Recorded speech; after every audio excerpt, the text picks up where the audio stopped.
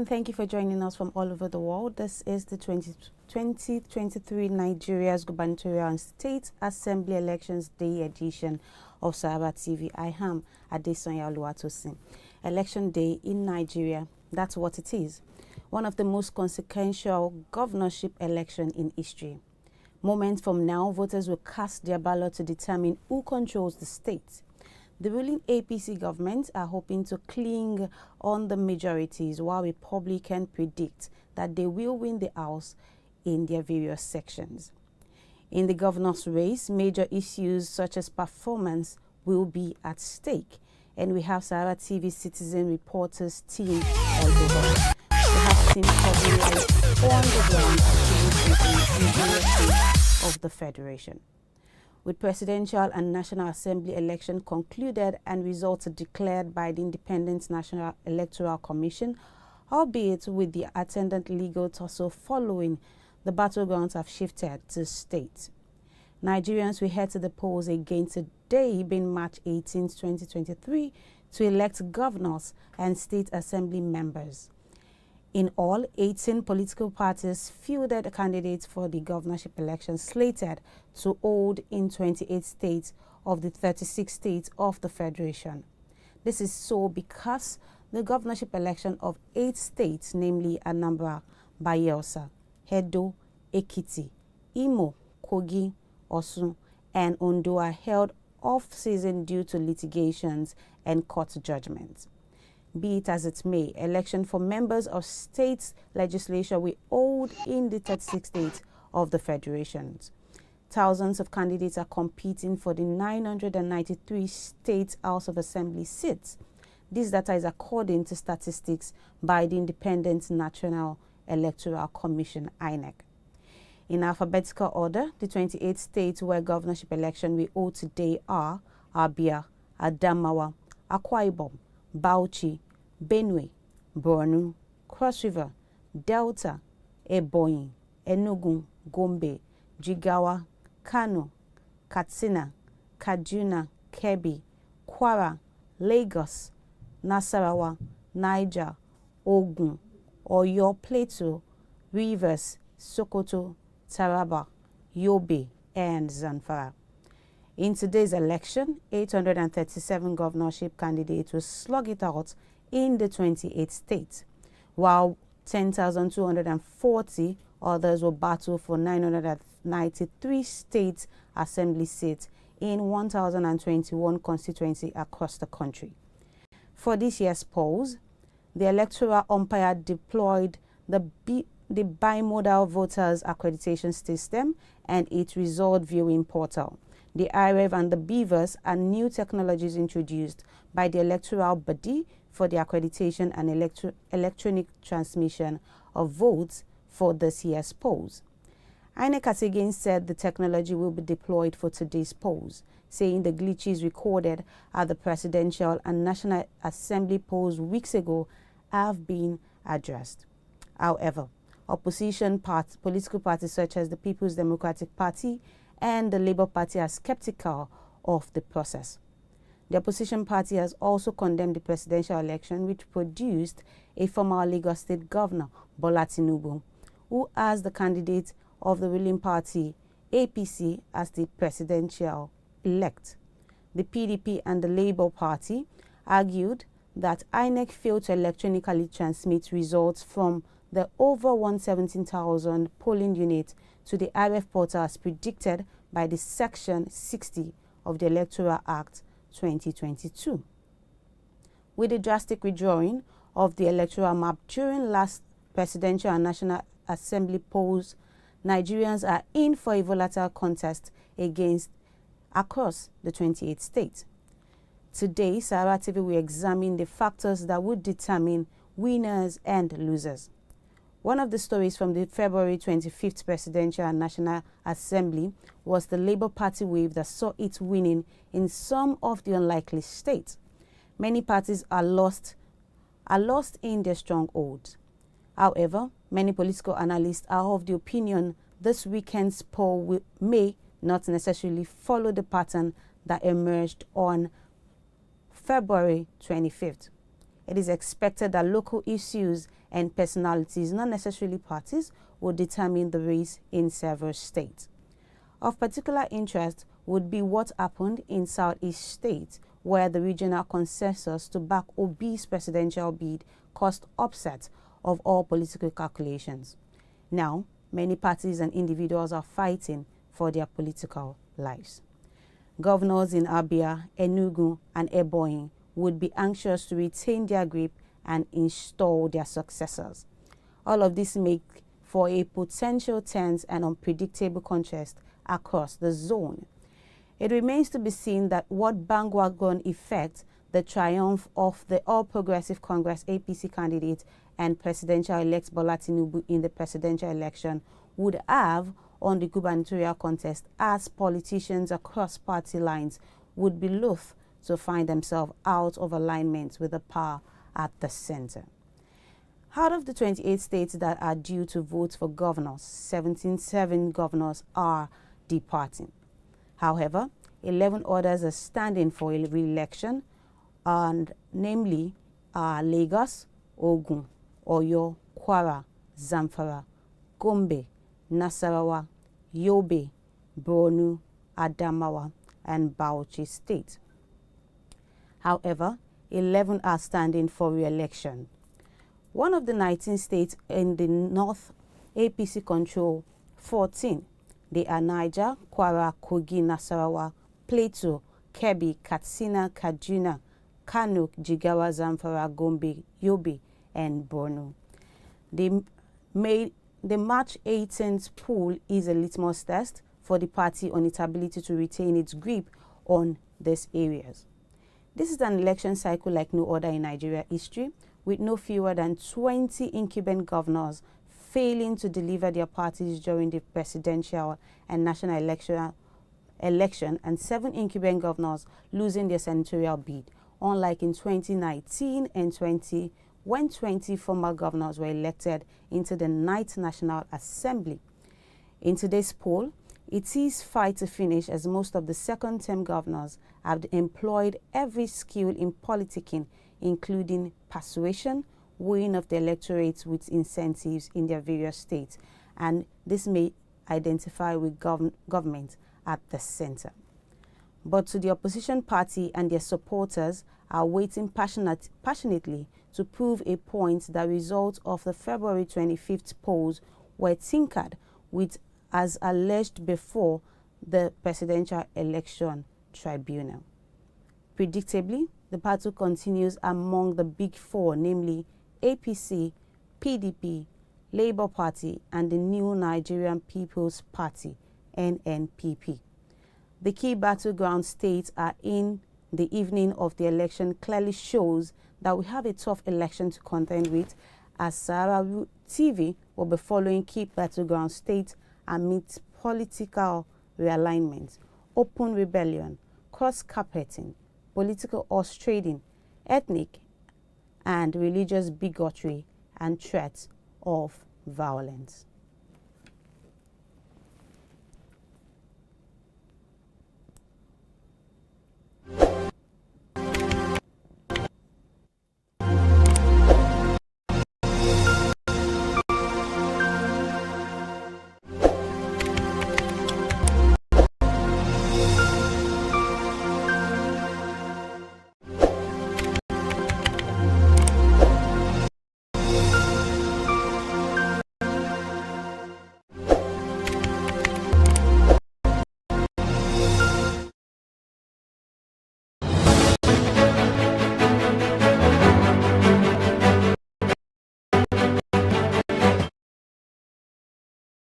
The top of the hard news, 28 states elect governors today. Nigerians will go to the polls to elect governors in 28 of the country's 36 states today, as well as 993 lawmakers who will represent constituencies in the state houses of assembly. 8 of the 36 states, namely Anambra, Bayelsa, Edo, Ekiti, Imo, Kogi, Osun, and Ondo, have their governorship elections off season due to litigation and court judgment. The 28 states where governorship elections will hold today are Abia, Adamawa, Akwa Ibom, Bauchi, Benue, Borno, Cross River State, Delta, Ebonyi, Enugu, Gombe, Jigawa, Kaduna, Kano, Katsina, Kebbi, Kwara, Lagos, Nasarawa, Niger, Ogun, Oyo, Plateau, Rivers, Sokoto, Taraba, Yobe, and a few others. 22 beavers machine missing in Rivers State. About 22 of the bimodal voters accreditation system machine in Rivers State for the governorship and House of Assembly polls are feared missing. Over 6,865 of the machines deployed to the state have been successfully reconfigured for today's polls. However, the resident electoral commissioner in the state, John Alalibo, told newsmen and representative of election observers for the polls that the development would not affect the process. Alalibo said the commission has enough backup system, adding that the missing ones would not disturb the process in any way. Election material hijacked in Bayelsa. Reports reaching us say election materials have been hijacked by some angry youth in Otukpo Ward 2 of Ogbabia local government area of Bayelsa State. It was learned that the youth proceeded to burn the materials. 3 die in accident involving Katsina governor's convoy. No fewer than 3 people have lost their lives in an accident involving the convoy of Governor Aminu Bello Masari of Katsina State. It was learned that 2 policemen and a civilian lost their lives in the accident that happened on Friday night. The governor was reportedly on his way to his hometown Masari in the Kufo local government area of the state for the governorship and state assembly election when the accident occurred. Caution Labour Party Obi over inciting comment. Tinubu tells security operatives. President-elect Asiwaju Bola Ahmed Tinubu has asked security agents in the country to caution the presidential candidate of the Labour Party, Peter Obi, against making comments capable of causing a crisis in the country. Tinubu said this is a statement signed by the Director, Media and Publicity of his campaign council, Bayo Ononuga. He said the Labour Party candidate is appealing to tribal and religious sentiment without shame. And that's all we have for you on Top of the Hour News. We will be back very soon, but here is a short documentary as regards today's election. Please stay with us.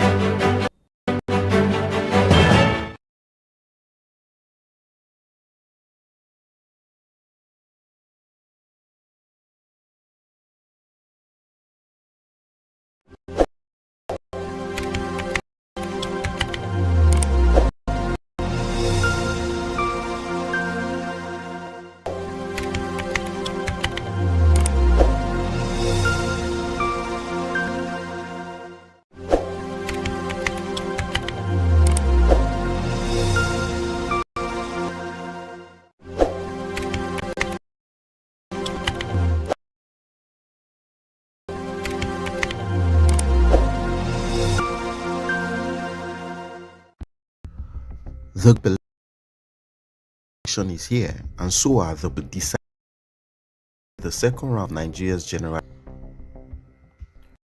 Since 1999, Lagos has been under the control of a class that bows to only one man, and for the first time, the Lion of Bodilon may face his biggest battle yet to retain control of his backyard.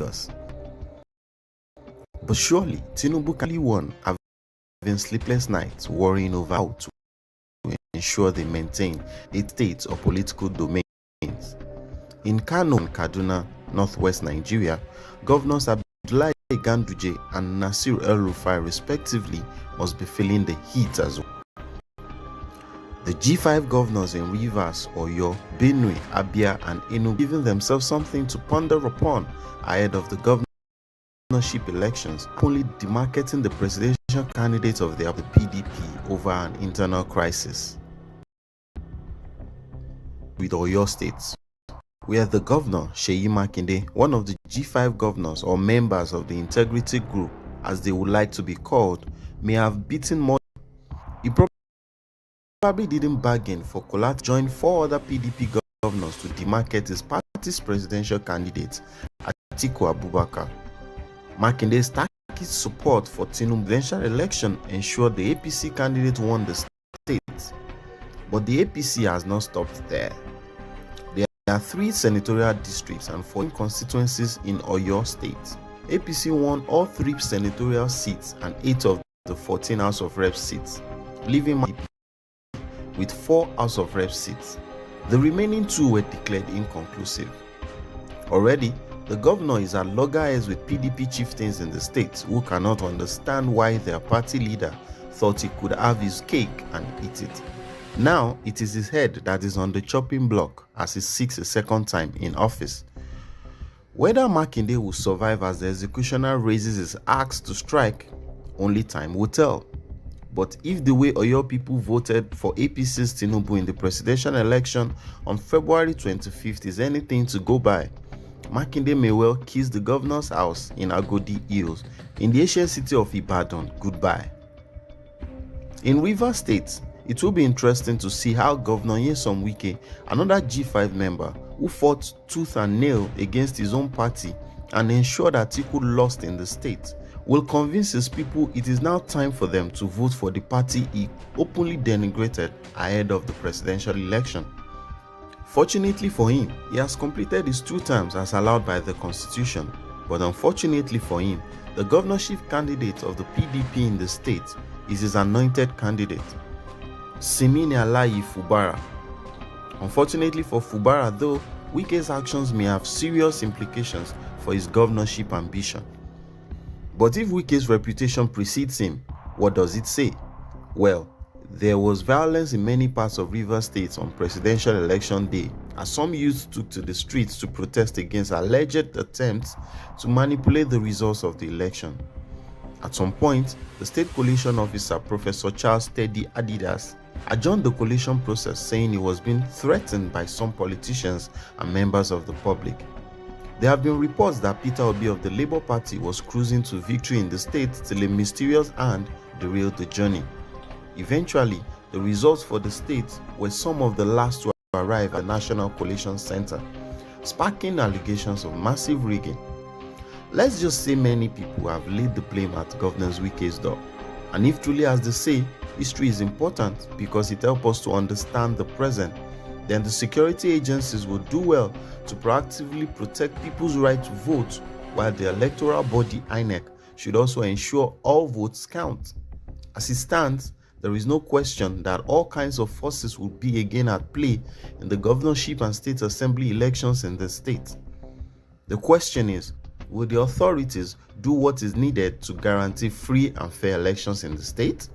As for the rest of the G5 governors, things seem to have already fallen apart. Governor Okeze Ikpeazu of Abia State, Governor Samuel Otom of Benue State, and Governor Ifeanyi Ugwuanyi of Enugu State all lost their bids of friendship in the Senate after losing elections in their respective Senate.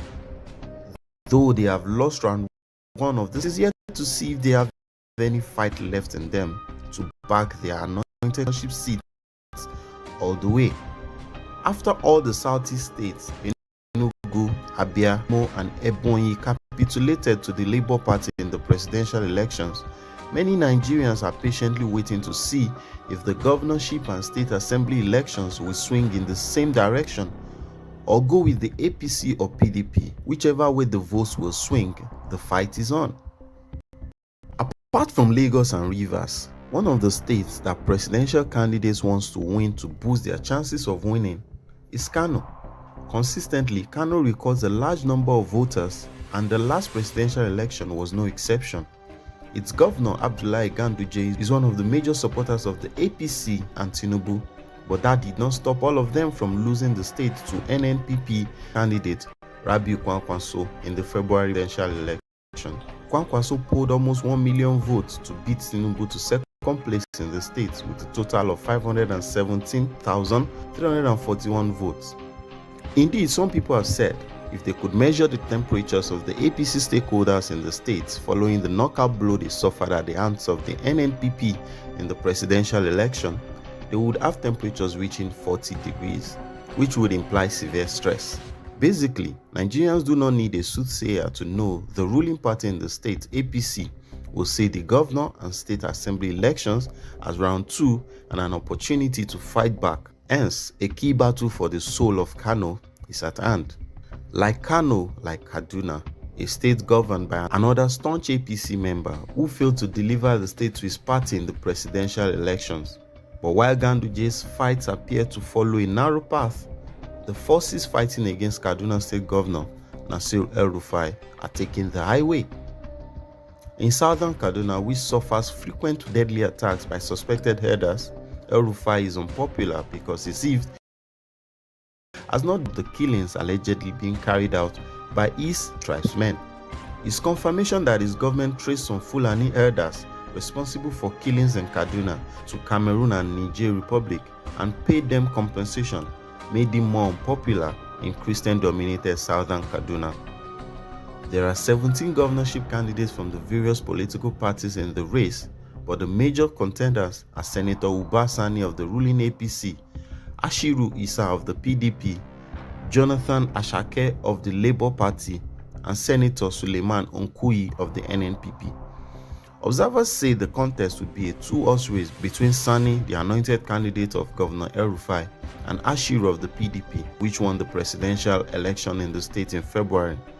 Meanwhile, the Labour Party has proved that it is not a party to be pushed aside, judging by its performance in the presidential and legislative elections of February 25. The truth is that any party that underestimates Labour Party in today's elections does so at its own peril.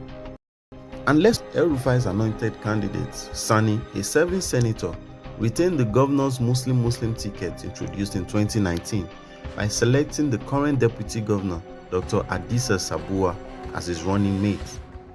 This has not gone well with the Christian population in the state, including the Christian-dominated southern Kaduna communities, some of whom have claimed there is an agenda against Christians in the state. Therefore, southern Kaduna will probably offer itself like a new bride candidate who can convincingly prove that his government would represent a departure from El-Rufai style. In all, the battle will be fierce. Then comes Lagos, the home of the Jagaban. Though he was declared winner of the recent presidential election, which is being challenged by his biggest rivals in court, the so-called godfather of Lagos politics failed to win in Lagos, his own backyard. He lost to Peter Obi of the Labour Party. Yes, he was declared the winner of the election, but the victory probably came with worries for his political dynasty. The victory must have left a bitter taste in Tinubu's mouth because it demystified his influence in the current Lagos politics and somehow diminished his status in Nigeria's commercial capital, where he was governor for 8 years between 1999 and 2007. And if you are unsure of what is going on in the APC camp in Lagos, Babajide Sanwo-Olu gears up for the governorship election to secure a second term in office. Just check the governor's Twitter handle. Since his political godfather lost in Lagos, Sanwo-Olu has appeared to be jittery into every Lagosian he sees and shaking every hand. Come to think of it, who would blame him? Tinubu could not win himself in the state where he is believed to have the most influence. Would be a fool to assume he is guaranteed a second term in office? And it ugly curtain raiser election with the recent arson attack in Akiri Motor Parts and Allied Dealers Market, which is said to be dominated by Igbo people. Since the presidential election won by Labour Party's Peter Obi, an Igbo man in Lagos, there has been tribal war on social media ahead of the governorship election in the state. Incidentally, the Wairo's rival, the Labour Party governorship candidate, is Igbo, which has made the build-up to the elections tenser, unfortunately. There was violence in some parts of Lagos before and during the February 25th presidential and legislative elections, With the tension already created on social media, especially between APC and Labour Party supporters, security agencies must anticipate and prepare for the worst-case scenario. Although many Nigerians do not pay much attention to state assembly elections, it is by no means lesser in significance to the governorship election. So, it is also expected that the battle of the House of Assembly seats in various states will equally be fierce, with the four leading parties in the presidential election, APC, PDP, Labour Party, and NNPP, expected to share the seats amongst themselves. It is expected that many state lawmakers will lose their seats, but as long as it is the will of the people and it is through a free and fair election, what can we say? That is the beauty of democracy.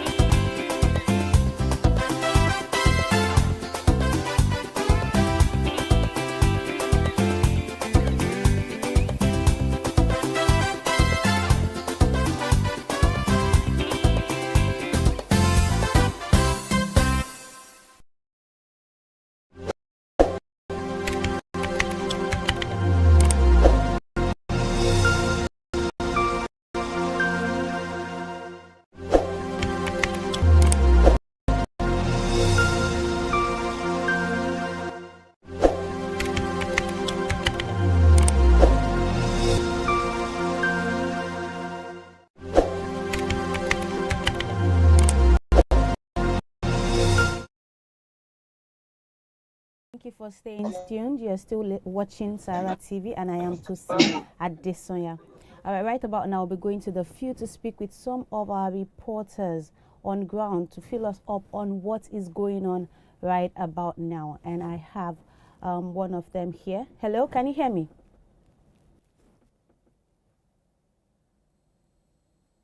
Hello?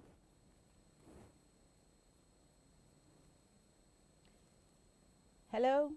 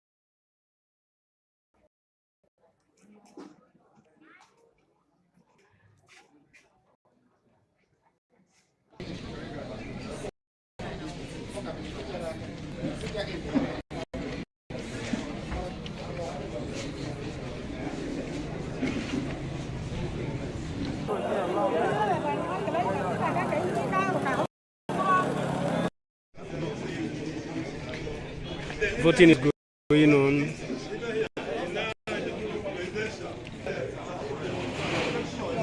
This is Agulu Ward 2, polling unit 8.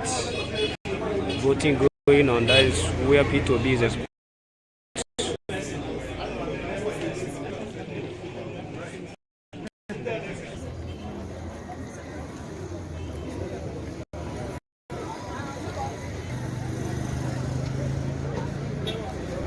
Unit, the security 100 meters, creating barricades to stop people from moving.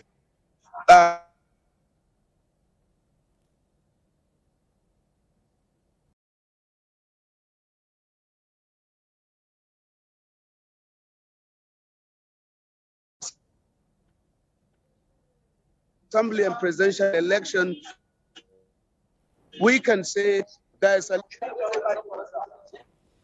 Wow, we are not really getting.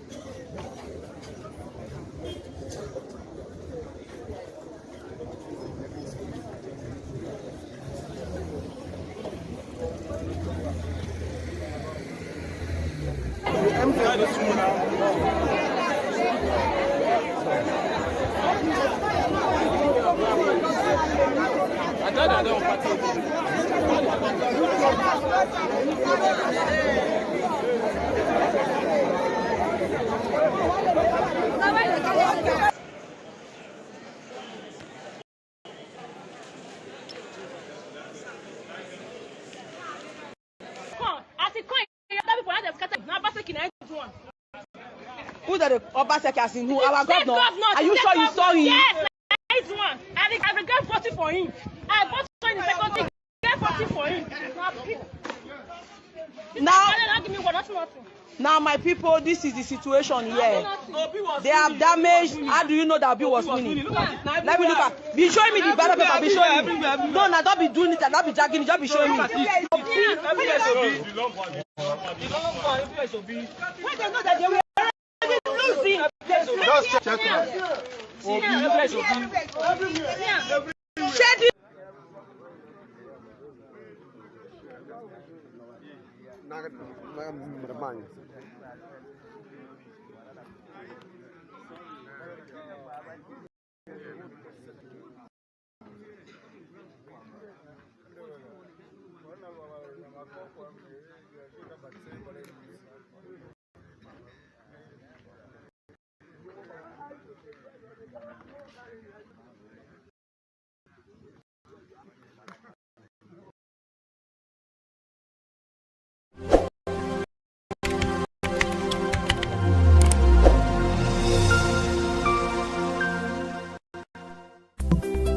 My name is Malaki Ugumadu. I'm a lawyer. I'm also the immediate national president of the Committee for Defense of Human Rights, CDHR.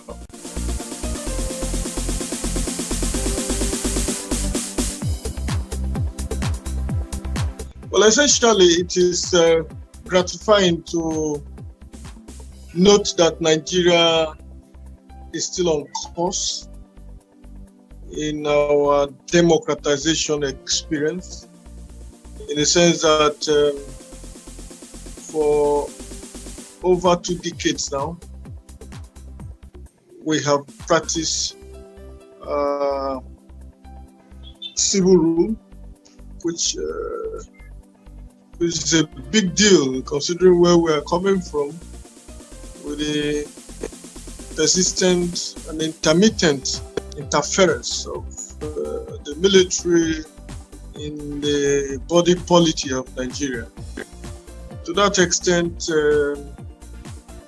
it's commendable that Nigeria has managed to record that milestone. Having said that, it is regrettable that we experienced all that we witnessed with respect to the 5th presidential and National Assembly elections in Nigeria. Now, that disappointment is anchored on the hope, against the hope, expectation, particularly the assurance that the election management body, albeit Independent National Electoral Commission, under Professor Mahmoud, gave to the Nigerian people in no mistaken terms. It was clear they didn't suffer any ambivalence. They came long in terms of assurances, but we saw, regrettably, what characterized that election, from issues of late arrival of election materials, which of course underscored the humongous logistic problem, that perennial problem of logistics.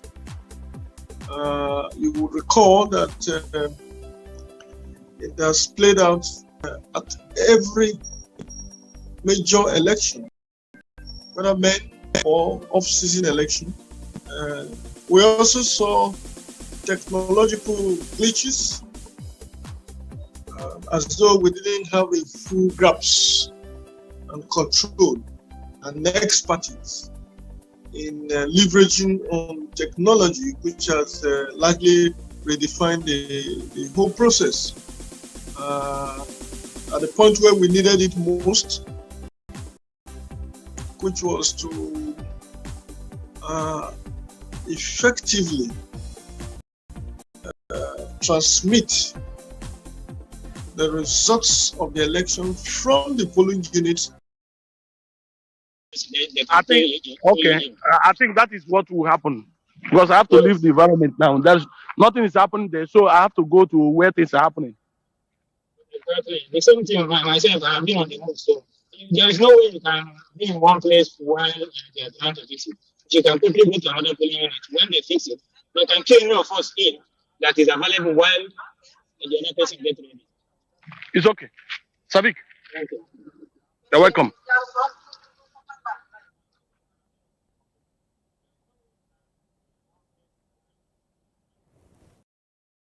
That paid off. And it worked as planned, at least to the extent of the assurances that were given. We would have recorded serious milestones in the consolidation. It appears to so many people that whereas we had seen the way, we were unable to travel that way. So that was a sore point. Another area of concern, of course, was the heavy incidents of violence, and it was across board. You will recall that one of the instances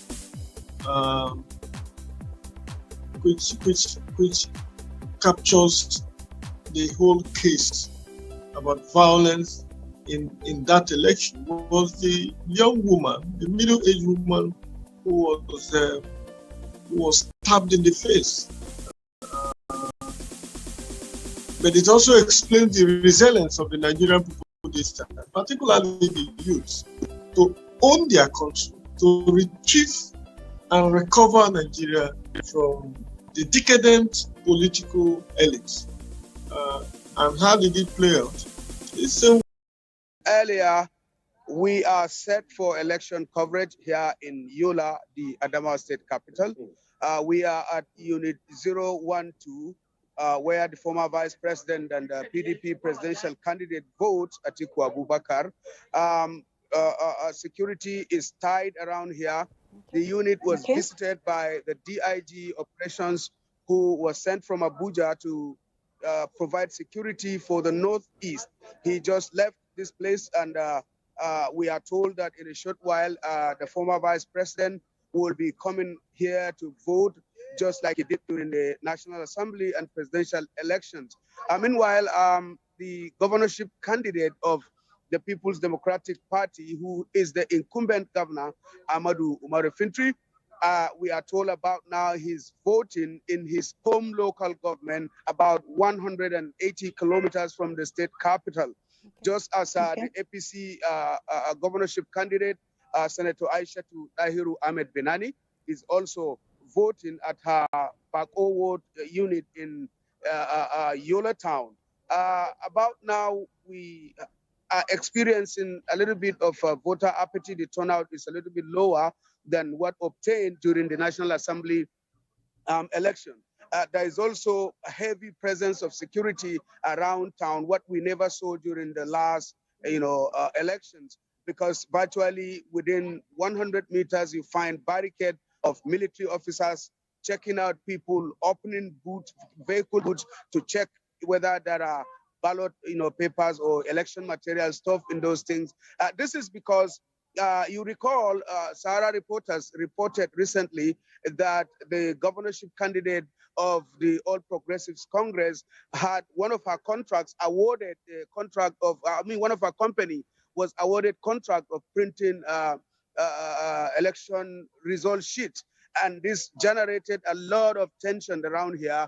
People from other parties had some kind of feelings. And the same report, which was confirmed actually by INEC the following day, I think Festus Okoye came up with a release agreeing that, she was awarded, the company was awarded the contract for the printing of result sheet, but he clarified that as at the time that the contract award was given to her, she was not on the list of directors of the company. Nevertheless, it generated tension around Yola, with politicians having a feeling that the elections could be stolen through some of this kind of practices. But about now, election is going on peacefully at the unit, and we expect that anytime soon, the former vice president will be voting.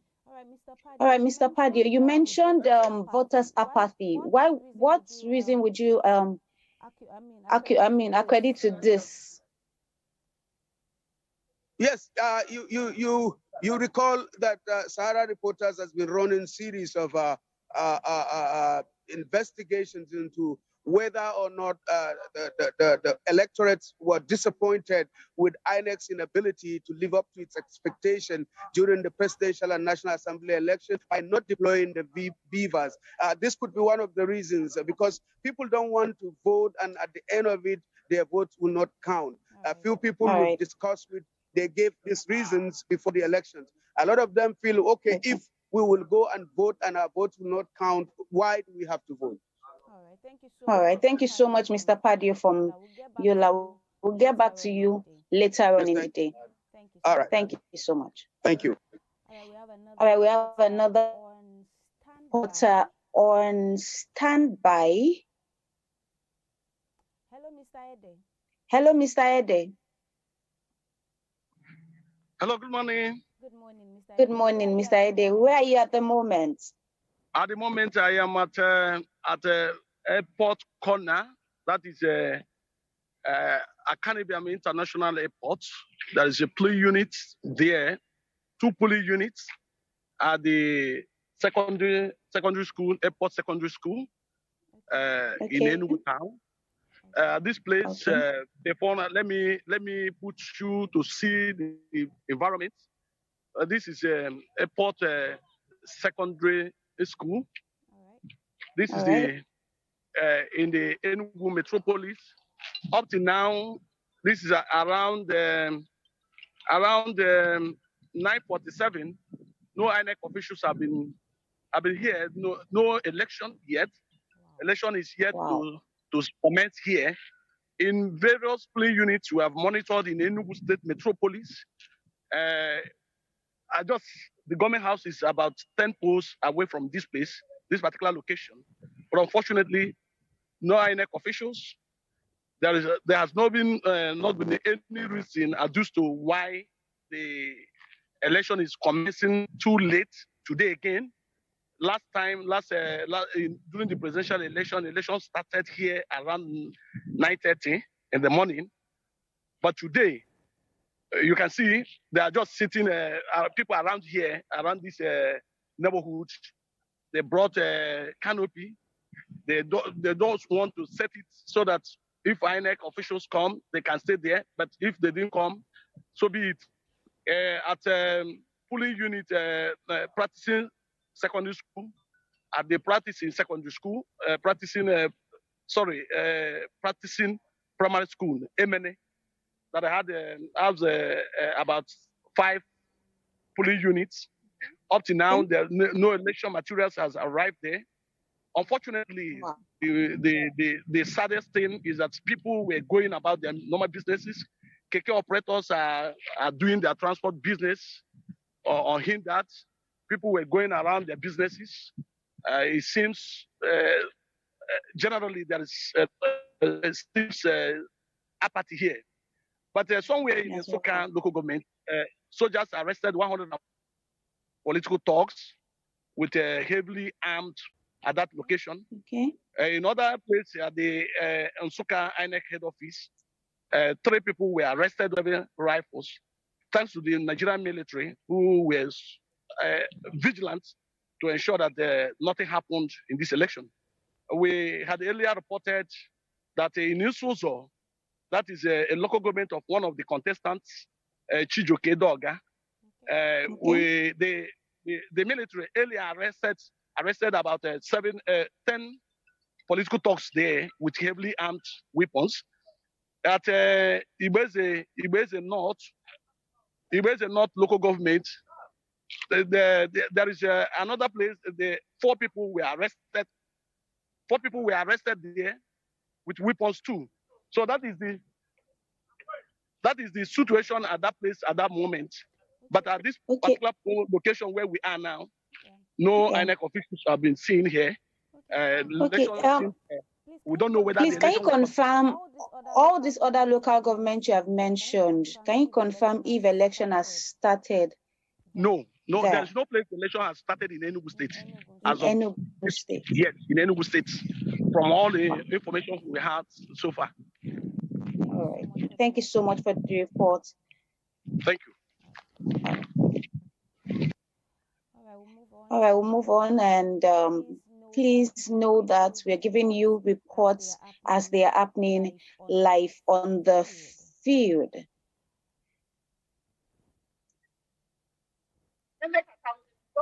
Hello. Hello. Good morning. Can you hear me? Yes, I can hear you. Can you hear me? All right, please. Yes, I can hear you. Where are you at the moment, please? Okay, currently I am at Ezokapo, polling unit 013, Anambra State. Election is going on. I have visited some other polling units in Aroma and Enrifite, the same in Oka. But then you should know that there's no government in Anambra State. It's only the State House of Assembly election that is going, which is polling unit 13, 013 is a cap for. Okay, and just like other polling units I have visited, there is serious low voter turnout here, and from what we have observed, that people kind of follow the confidence about you. And from what you can see on my background here, you see INEC officials seated. Election has been going, voting has been going on. At the other polling unit, any unit where I visited, INEC officials arrived at 9 minutes after 8, and the voting started by 8:35. But then there were few persons there to vote, and fact, it was to the point that once you come, you vote and go, and then they relax again, just like you are seeing here. So, outside, people are moving around their business, though there is a certain kind of limited movements. But then Keke Napeps are moving around, bus drivers also going. And that's what you can see. All right. Mr. Sunday, what would you say about the military presence at this polling unit you visited? Sorry? The military presence at this polling unit you visited, what's it like? I didn't see any. And I have not seen any. In each of those places you can see. So I've not seen any. All right, thank you so much, Mr. Sunday. Thank you.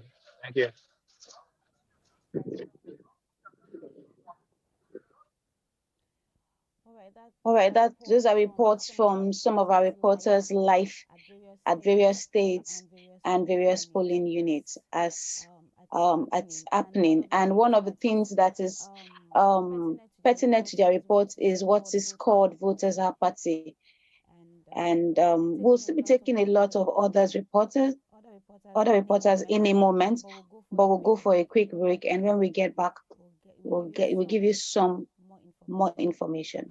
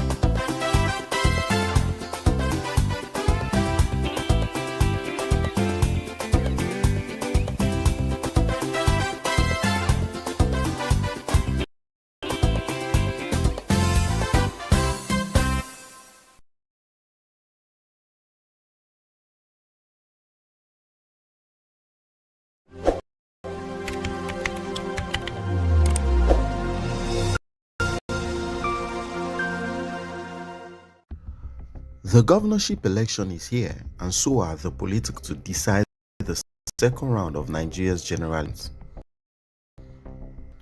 Since 1999, Lagos has had the control of a political class that bows to only one man, Bola Tinubu, and for the first time, the Lion of Bodilon may face his biggest battle to retain control of his backyard, Lagos. But surely, Tinubu can't be the only one having sleepless nights worrying over how to ensure they maintain a tight grip on their state's upcoming domains. In Kano and Kaduna, northwest Nigeria, Governors Abdullah Duje and Nasir El-Rufai respectively must be feeling the heat as well. The G5 governors in Rivers, Oyo, Benue, Abia have given themselves something to ponder upon ahead of the governorship elections after the presidential candidate of their party, the PDP, internal crisis. Let's start with Oyo State, where the governor, Seyi Makinde, one of the governors or members of the integrity group they would like to be called, may have beaten more than he can chew. He probably didn't buy collateral damage when he joined 4 PDP governors to demarcate his party's presidential candidate, Atiku Abubakar. And they stacked his support for Tinubu in the presidential election ensured the APC candidate won the state. But the APC did not stop there. Gubernatorial districts and 14 constituencies in 8. APC won all 3 seats and 8 of the 14 House of Reps seats, leaving Makinde's party, PDP, with 4 House of Reps seats. The remaining 2 were declared inconclusive. Already, the governor is at loggerheads with PDP chieftains in the state who cannot understand why their party leader thought he could have his cake and eat it. Now, it is his head that is on the chopping block as he seeks a second time in office. Whether Makinde will survive as the executioner raises his axe to strike, only time will tell. But if the way Oyo people voted for APC's Tinubu in the presidential election on February 25th is anything to go by, Makinde may well kiss the governor's house in Agodi Hills in the ancient city of Ibadan goodbye. In Rivers State, it will be interesting to see how Governor Nyesom Wike, another G5 member who fought tooth and nail against his own party and ensured Atiku lost in the state, will convince his people it is now time for them to vote for the party he openly denigrated ahead of the presidential election.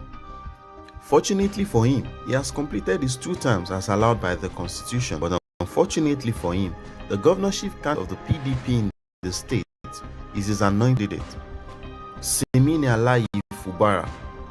Unfortunately for Fubara though, Wike's actions may have serious implications for his governorship ambition. But if Wike's reputation precedes him, what does it say? Well, there was violence in many parts of Rivers State on presidential election day, as some youths took to the streets to protest against alleged attempts to manipulate the results of the election. At some point, the state collation officer, Professor Charles Teddy Adidas, adjourned the collation process, saying he was being threatened by some politicians and members of the public. There have been reports that Peter Obi of the Labour Party was cruising to victory in the state till a mysterious hand derailed the journey. Eventually, the results for the state were some of the last to arrive at the National Collation Center, sparking allegations of massive rigging. Let's just say many people have laid the blame at Governor Wike's door.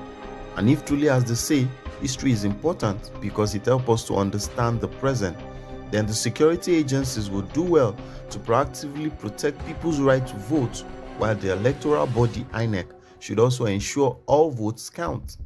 As it stands, there is no question that all kinds of forces will be again at play in the governorship and state assembly elections in the state. The question is, will the authorities do what is needed to guarantee free and fair elections in the state? As for the rest of the G5 governors, things seem to have already fallen apart. Governor Okeze Ikpeazu of Abia State, Governor Samuel Otom of Benue State, and Governor Ifeanyi Ugwuanyi of Enugu State all lost their bids to continue their friendship in the Senate after losing elections in their respective senatorial districts. Though they have lost round 1 of this fight, it is yet to see if they have any fight left in them to back their anointed candidates for governorship seats all the way. After all the southeast states, Enugu, Abia, Anambra, Imo, and Ebonyi capitulated to the Labour Party in the presidential elections, many Nigerians are patiently waiting to see if the governorship and state assembly elections will swing in the same direction or go with the APC or PDP. Whichever way the votes will swing, the fight is on. Apart from Lagos and Rivers, one of the states that presidential candidates wants to win to boost their chances of winning consistently, Kano records a large number of voters, and the last presidential election was no exception. Its governor, Abdullahi Ganduje, is one of the major supporters of the APC and Tinubu, but that did not stop all of them from losing the state to NNPP and its candidate, Rabiu Kwankwaso, in the February presidential election. Kwankwaso polled almost 1 million votes to beat Tinubu to second place in the state with a total of 517,341 votes. Indeed, some people have said if they could measure the temperatures of the APC stakeholders in the state following the knockout blow they suffered at the hands of the NNPP in the presidential election, they would have temperatures reaching 40 degrees, which would imply severe stress. Basically, Nigerians do not need a soothsayer to know the ruling party in the state, APC, will see the governor and state assembly elections as round 2 and an opportunity to fight back. Hence, a key battle for the soul of Kano is at hand. Like Kano, like Kaduna, a state governed by another staunch APC member who failed to deliver the state to his party in the presidential elections.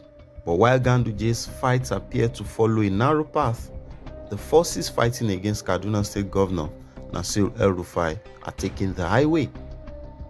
In southern Kaduna, which suffers frequent deadly attacks by suspected herders, El-Rufai is unpopular because he is perceived as not doing enough to stop the killings allegedly being carried out by his tribesmen. His confirmation that his government traced some Fulani herders responsible for killings in Kaduna to Cameroon and Niger Republic and paid them compensation, made him more unpopular in Christian-dominated southern Kaduna. There are 17 governorship candidates from the various political parties in the race, but the major contenders are Senator Uba Sani of the ruling APC, Ashiru Isa of the PDP, Jonathan Ashake of the Labour Party, and Senator Suleiman Onkuyi of the NNPP. First said the contest would be a two-horse race between Sani, the anointed candidate of Governor El-Rufai, and Ashiru of the PDP, which won the presidential election in the state in February. Meanwhile, the Labour Party has proved that it is not a party to be pushed aside, judging by its performance in the presidential and legislative elections of February 25. The truth is that any party that underestimates Labour Party in today's elections does so at its own peril. And let's not forget that El-Rufai's anointed candidate, Sani, a serving senator, retained the governor's Muslim ticket introduced in 2019 by selecting the current deputy governor, Dr. Adisa Sabuwa, as his running mate. This has not gone well with the Christian population in the state, including the Christian-dominated southern Kaduna communities, some of whom have claimed there is an agenda against Christians in the state. Therefore, southern Kaduna will probably offer itself like a new bride for any candidate who can convincingly prove that his government would represent a departure from El-Rufai's style. All in all, the battle will be fierce. Then comes Lagos, the home of the Jagaban. Though he was declared winner of the recent presidential election, which is being challenged by his biggest rivals in court, the so-called godfather of Lagos politics failed to win in Lagos, his own backyard. He lost to Peter Obi of the Labour Party. Yes, he was declared the winner of the election, but the victory probably came with a lot of worries for his political dynasty. The victory must have left a bitter taste in Tinubu's mouth because it demystified his influence in the current Lagos politics and somehow diminished his status in Nigeria's commercial capital, where he was governor for 8 years between 1999 and 2007. And if you are unsure of what is going on in the APC camp in Lagos as Governor Babajide Sanwo-Olu gears up for the governorship election to secure a second term in office, just check the governor's Twitter handle. Since his political godfather lost in Lagos, Sanwo-Olu has appeared to be jittery, waving his seas and shaking every hand. Come to think of it, who would blame him? If Tinubu could not win the presidential election for himself in the state where he is believed to have the most influence, won't Sanwo-Olu be a fool to assume he is guaranteed a second term in office? And it appears there has been an ugly curtain raiser to Saturday's governorship election with the recent arson attack in Akiri Dealers Market, which is said to be dominated by Igbo people.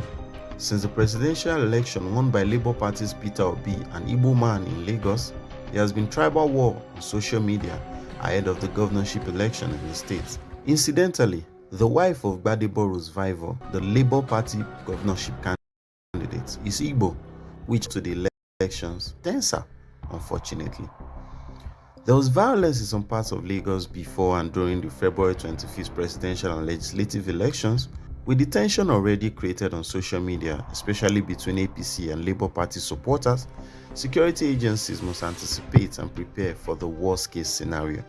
Although many Nigerians do not pay much attention to state assembly elections, it is by no means lesser in significance to the governorship election.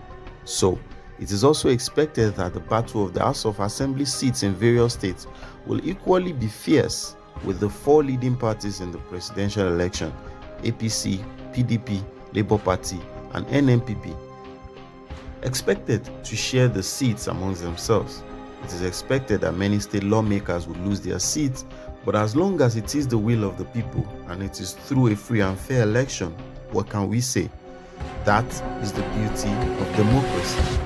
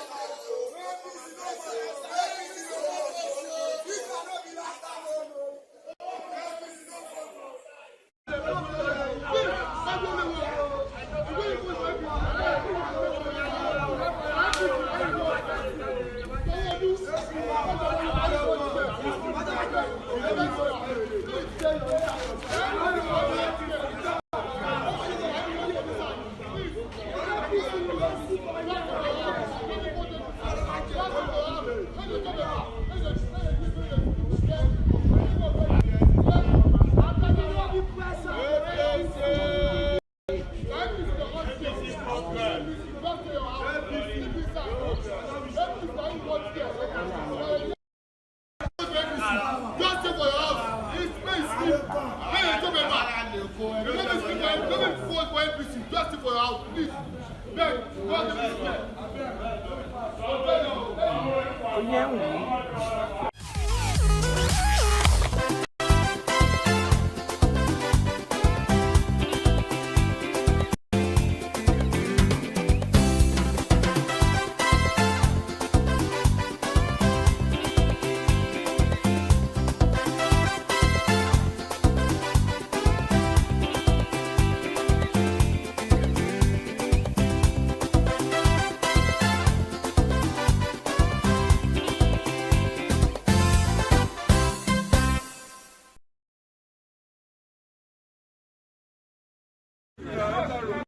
to risk our lives, risk everything, and then, of course, they are hoping and expecting, I guess, that many of us will not vote because of this and stay at home. This is totally unacceptable. Totally unacceptable. Totally unacceptable. This is automatic disenfranchisement because the people will be suspicious of what the motive is for this last-minute change, and they would rather stay at home than risk their lives. INEC will call on you to call your officers to order and ask them to relocate to the park in VGC so we can vote.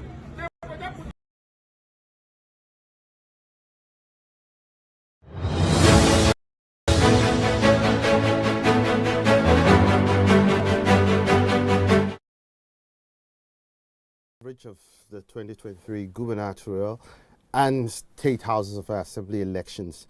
Here at the top of the hour news from Sahara TV. Soldiers arrested 140 political thugs in Enugu. No fewer than 140 political thugs have reportedly been arrested by Nigerian soldiers in the Nsukka local government area of Enugu State, southeast Nigeria.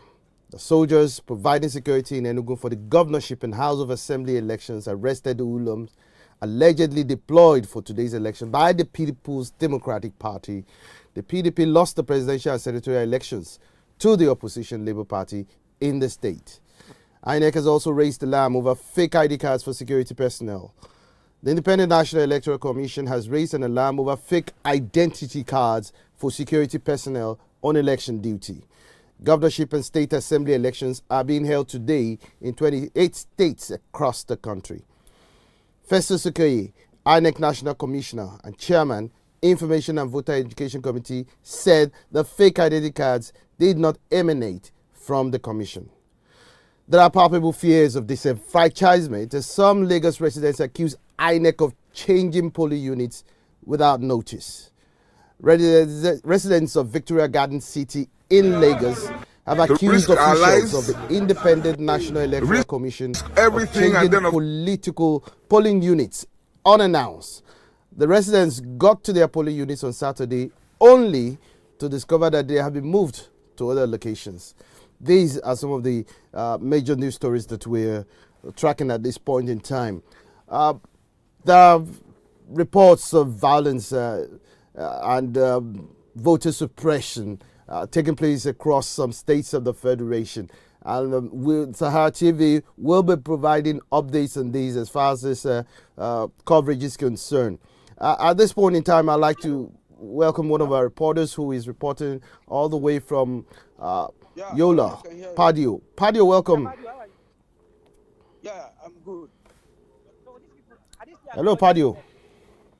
Sorry? I can't hear Padio. All right, let me take this call. We have a caller. One of our citizen reporters is calling in. Hello. I guess that problem with you. Hello, good morning. Hello, good morning. This is Chika, a coach calling from Kwale, Delta State. All right, Chika, welcome. What's the situation at your location, please? The situation here is that some APC faithfuls are buying votes from women Nigerian youth, 2,000 naira. Which polling units is that and where exactly? Polling unit 38, Akala, Umusadege, Kwale, Delta State. So you alleging that vote buying and voters inducement is happening live at your area? Yes. How much have they been giving out to people? They are giving 2,000 for one person. That's serious. Are there security officers in your location? Yes, they are security officers. And what have they been doing in order to curb those anomalies? They've just said deaf ears, as if they don't know what is happening. That's quite ridiculous. We'll get that information across to the necessary authorities. We just had a report. Thank you very much for calling in. All right, Chika. thank you. We just had a report now from Delta State where voters' inducement is happening. We are told that voters are being paid 2,000 naira at the polling unit somewhere in some place in Delta State. We hope that security officers will be taking actions as far as this is concerned. And ready to move. We have Padio online. All right. Padio, are you still there?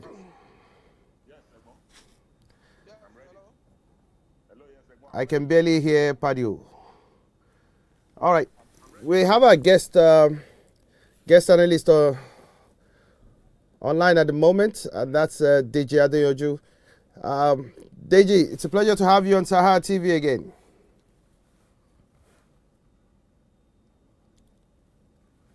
Hello, Deji. Hello.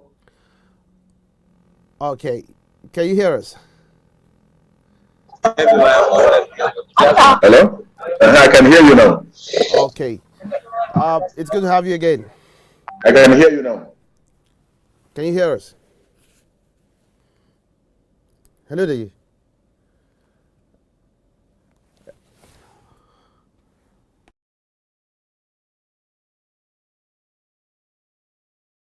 It's good to have you. It's good to have you on Sahara TV again. Very great to have you too, everyone. Well, we've had reports of. Need to do the needful. Please do. Please do. Let me see. We continue to hear reports of violence, voter suppression, voters inducement across different states. As far as this gubernatorial and state houses of assembly election is concerned. How worrisome are these? Developments?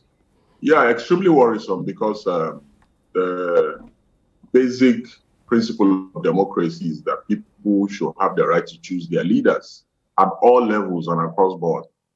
So the situation where non-state actors, now dictate the pace upon which democracy should rest is very unimaginable, to say the least. I'm particularly displeased with the security agencies, because the security agencies are acting helpless.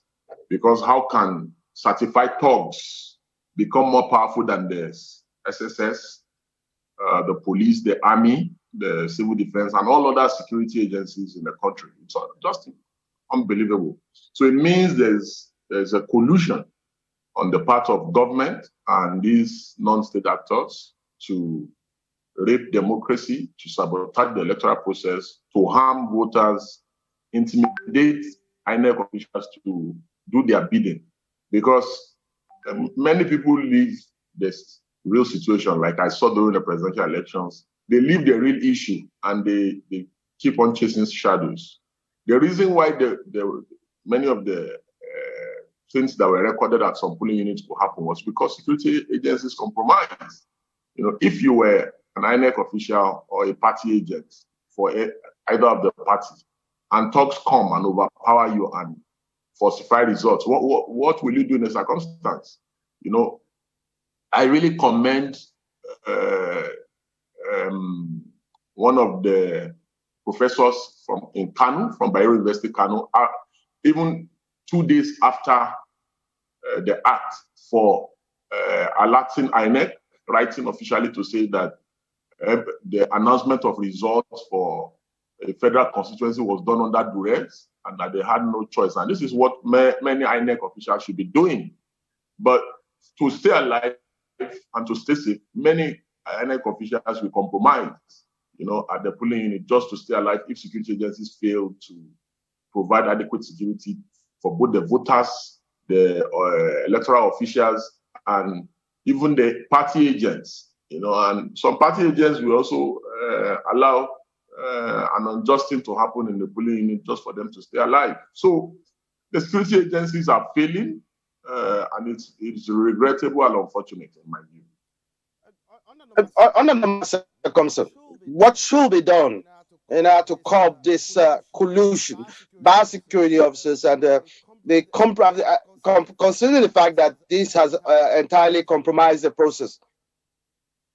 Yes, an ideal situation: redeployment of security agents, heads of security agents, DPOs, demotions, and all these, whether they be police, army, SSS, whoever compromises an election. It's one of the greatest crime that anybody can envisage, because every other societal building to lay every other strata or blocks on the society, you need credible elections, because whether it is good hospitals, good education, everything rests upon credible elections. So I think we need to make stiffer electoral laws, not just for voter and intimidation, but for even security agencies that collude. Because if a DPO is in charge of an area and voters are not able to vote, it means that that DPO has failed in its duty and responsibility. It means that that DPO or the Commissioner of Police has colluded with, riggers, election riggers and saboteurs and non-state actors who made voting impossible. The irreducibles, in my view, is that we must indeed hold security agencies responsible for every act or omissions that occur at polling units on election day, because they have the primary responsibility of ensuring voters are peaceful, voters can exercise their right to suffrage, and that rigging does not take place. It is not the responsibility of INEC to ensure rigging does not take place. People are really missing the point here. It is the responsibility of the security agencies to protect all critical stakeholders at polling units. So the INEC officials, they don't carry guns. The polling unit agents don't carry guns. So I do not know how they'll be able to prevent talk in the process. It is the security. When elections fail, it is because security agencies have failed the Nigerian people. Let's also look at another issue, and that has to do with INEC staffs, especially the resident election officers undermining the process itself, despite the fact that INEC had taken some corrective measures by sanctioning some of its staffs, which we had. What other punitive actions or measures should be done or taken to ensure that RECs and other staff who manipulates the election process or allegedly sabotage the deployment of election materials are dealt with? Yeah, like I said in my opener, everything still revolves around security agencies. If security agencies were up and doing, and people are actually arrested and prosecuted for electoral crimes, because almost all these crimes have been prescribed under the Electoral Act. So if security agencies, if we had a functional police, if we had a functional civil defense, SSS, army, how can anybody abscond with any electoral material on election day? It's impossible. The people will be arrested, examples will be made of people, and nobody wants to do it. The reason why law has some form of gravitas is that there should always be consequences for bad behavior. When you commit a crime, you should not go unpunished. Who enforces or who ensures that people don't go unpunished when people break the law? It's the security agencies. But when the security agencies are not up to their responsibility, then citizens will believe that they can get away with it. INEC must also demote people, not just demote, prosecute people, hand people over to the police who compromise elections. And if we get security right around the elections, it will almost be impossible to compromise elections on election day. It will almost be impossible, because you see, from the time electoral materials leave INEC up to the time it gets to the CBN in the states, then to the RACs, to the local governments, to the world, security is involved. So there is no way any INEC official can abscond with security, can abscond with electoral material without the involvement of security. In most cases, the security officials that kidnap them. So this is, they kidnap them in collusion with thugs, and other non-state actors. So if a security official attached to a particular state or local government abducts the INEC official, so what do you expect the INEC official to do? Like we have seen in Kano, where the professor from Bayero University wrote that they were abducted, and that they were forced to announce a particular winner who is the APC candidate. So in that case, what do you want the INEC official to do? Yes, that is not to say that there are bad eggs almost in every agency and every society. There will be bad eggs in INEC who want to collect money from politicians, who want to compromise the electoral process, and all that. But it is the responsibility and duty of INEC, of the security agencies, to go after such people, arrest them, prosecute them, and make sure they face the law. Now let's get your view on the mute indifference, so to say, of the security agencies, despite the facts that there are, mounting evidences from social media that has been put up, and despite the hues and cries from the public about these incidences, we're not seeing any action being taken by the security agencies. Why is that? I didn't get the question very well. We're wondering why, despite all the cries and from electorates, yes, we've seen reports from social media, from citizen reporters of what is happening on the ground with regards to thugs going to places, polling units. We've not seen any action, and there seems to be a mute indifference on the part of the Nigerian police force and other security agencies. Why is that? Yes, such things happen when there is apparent collusion, and that was what I said initially, and I said. So where is the collusion coming from? Yeah, it means that the police have colluded with, the non-state actors, the thugs and all that. So because that can be the only explanation. How will it even be possible in an ideal situation for thugs to invade the polling unit and chase away voters if the security agencies are not involved in the arrangement?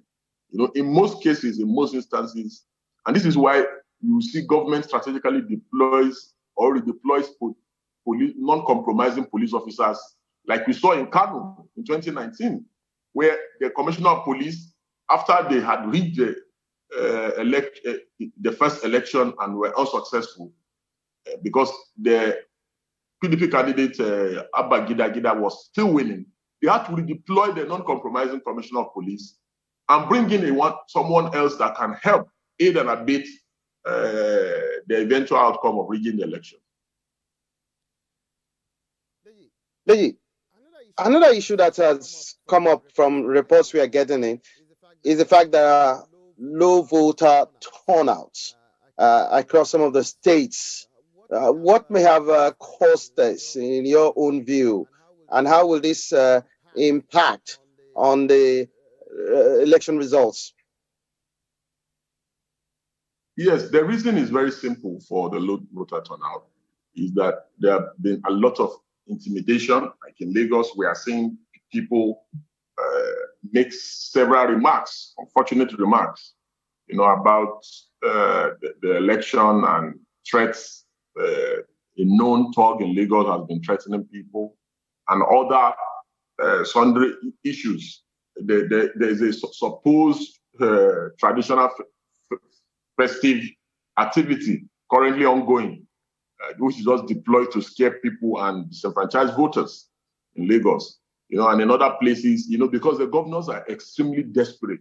For the presidential election, the reason why there was not too much violence, is because the incumbents wanted the opposition to divide their votes, so they allowed a level playing field, in most states where oppositions can actually just take votes and divide their votes, but in this case, governors are now on the ballot, And so it's a battle for survival. So what they will want to do is unleash thugs everywhere and make voting impossible, and that is what we are currently seeing playing out, most unfortunately.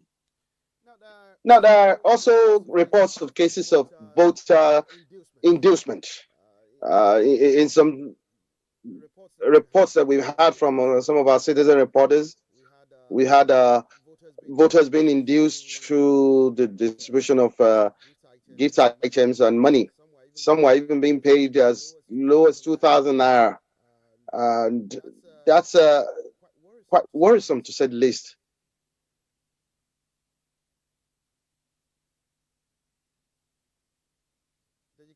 Did you hear us? Yes, I can hear. Yes, absolutely. This is one of the great legacies of President Muhammad Buhari era. Under the PDP, there used to be voter intimidation here and there, then voter suppression as well, then voter inducement of some sort, but it didn't get as advanced as paying people on election day, or demanding to see who people vote before they are paid, or writing lists of names of people that have voted a particular party. The Buhari administration and government, has redefined vote buying, and their vote buying has gone to a more advanced level or sophistication, if I may add that word.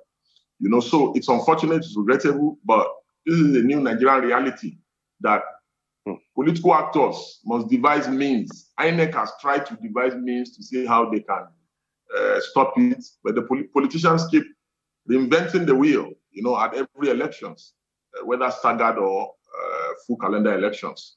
But this is one of the things that security agents are supposed to prevent. So for me, again, it's a clear failure on the part of the security agencies that they collude with their political parties to buy votes of the people. Because if the security agencies are up and doing, it will be impossible for you to buy votes at polling units.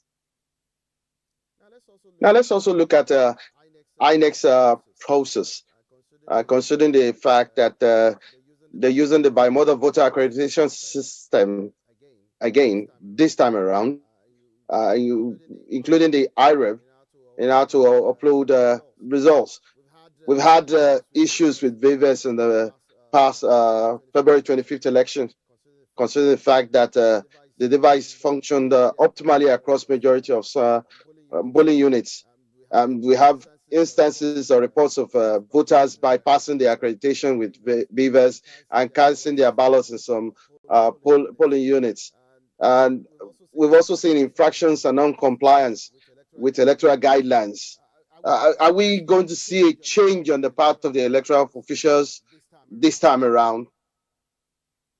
Yeah, for me, I think there's going to be less votes in this gubernatorial election across board because in opposition strongholds, especially for governors who are in power, they may not allow voting to take place there, just to reduce votes. So one good thing that the Beavers has done for us is that the Beavers has reduced a lot of fictitious voting in many parts of the country. States that used to produce millions of votes can no longer do that because before people just manually vote, without proper identification. Now you need your thumbprint, you need facial ID. So all those fictitious names that used to vote, have been eradicated through the Beavers. But aside that, the Beavers has not really prevented rigging or anything because in some places, political actors can agree that it should be accreditation first before voting. And once such is agreed, after accreditation, people can be chased away by thugs, like we saw in Imo, in the Ngolopala Federal Constituency rerun. After accreditation with the Beavers, they just chased away everybody and they voted the exact number of people that were accredited. So politicians will always find ways to subvert the system, and to perpetrate their ills. Now, let me put you on the spot here. You take your personality, so to say, that the present President-elect Bola Ahmed Tinubu will clinch the presidency and against all odds. We've seen that this election has been questioned, flawed in most instances by not just international and foreign observers. Among the majority of Nigerians have questioned the process. Do you see anything coming out from the presidential election petition tribunal? Nothing, absolutely nothing will come out of the election petition tribunal. Absolutely nothing. Just like I predicted, the opposition, they enthroned Tinubu. Even the infractions that have been reported, they are not significant enough to have changed the outcome of the elections. In my view, I have gone painstakingly with so many stakeholders, gone through the IREP. It's unbelievable some of the results that came out from strongholds of some political aspirants in the just concluded presidential election. It appears, in my mind, it appears that almost everybody perpetrated one form of infraction or the other in their strongholds, in my view. The party that even did the less manipulation to me seemed to be PDP. And I was pleasantly surprised because I had expected more manipulations from the PDP as well, like the APC. So I think the PDP was really battling a battle for their lives as the PDP stakeholders. Also, election petition tribunals, they are always time bound. You must file so many pleadings within a limited time and period of time. The only party that I think has the capacity to have done that, but because of the delay in transmission of results, it will be almost been impossible for even parties that have, for a party that has structure like PDP to even meet the timeline. Because for you to succeed in an election petition tribunal, because you must file pleadings within a very short stipulated period of time. It must have been while the infractions were happening in states, evidence are being gathered. And as evidence are being gathered, witnesses that saw firsthand or partook are also being summoned immediately to Abuja from whatever local government they are. And they are deposing to affidavits in support to the election tribunal claims. So election petition tribunal lawyers, we understand some of these things I'm saying, but a layman may not actually really understand. So the process is so Herculean that to prove infractions, you must not only bring evidence, you must lead evidence in almost everywhere where the infractions occurred. So it's a lot of resources and manpower that is needed to achieve that. And when you now find a situation where even majority of the party agents, they don't even have they didn't have proper training on how to gather evidence and how to preserve evidence, that can be tendered or admitted in court. So, because the rules guiding admissibility of evidence is very strict, so in my mind, I do not see any of the party complaining meeting even the minimum threshold, to ascertain whether these elections were significantly manipulated to warrant either a fresh election or annulment, in my view. I want to be pleasantly surprised with what parties will file in their pleadings at the tribunal, the election petition tribunal.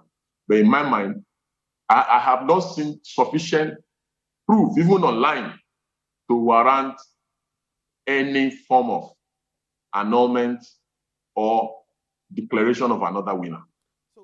So, DJ, we'll appreciate you give us clarity on this. You're a legal professional. Cutting through the noise and the mixed reports that we've had, as well as the political and judicial developments, what should Nigerians be expecting in the coming weeks?